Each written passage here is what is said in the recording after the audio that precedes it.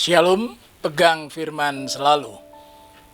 Hari ini kita akan merenungkan tentang kepastian di tengah ketidakpastian. Kita membaca Injil Lukas pasal 24 ayat yang ke-27.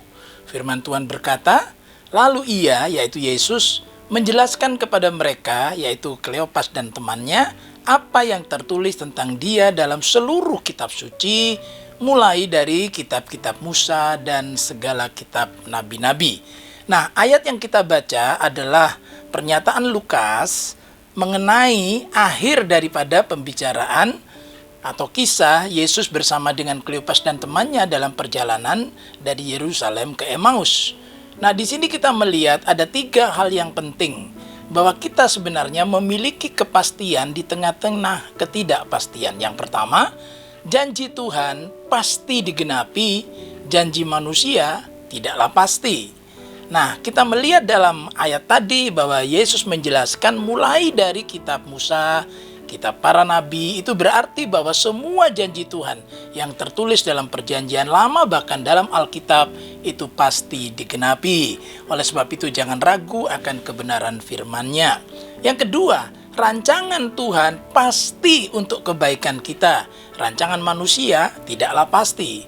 Jadi ketika Allah merancangkan kehidupan kita yang telah diaturnya sejak dalam kekekalan, berarti rancangan Tuhan atas kita itu bersifat kekal dan semata-mata bagi kebaikan kita. Itulah sebabnya kita menaikkan pujian yang judulnya itu The Goodness of God. Kebaikan Allah itu diberikan dalam rancangannya untuk kebaikan kita. Jangan ragu, karena Allah tidak pernah berbuat yang keliru, yang salah, yang buruk dalam hidup kita. Yang ketiga, damai sejahteranya pasti menenangkan hati. Sedangkan damai sejahtera dari dunia ini tidaklah pasti. Damai sejahtera dari dunia bisa bertumpu hanya pada kekayaan, hanya pada mungkin posisi, jabatan, hanya pada mungkin prestasi pendidikan yang semuanya serba sementara. Hanya damai sejahtera Kristus yang ada di dalam kita oleh Roh-Nya yang kudus yang membuat kita memperoleh ketenangan. Jadi, ketenangan hanya bisa diperoleh saat kita mendekat dan melekat kepadanya.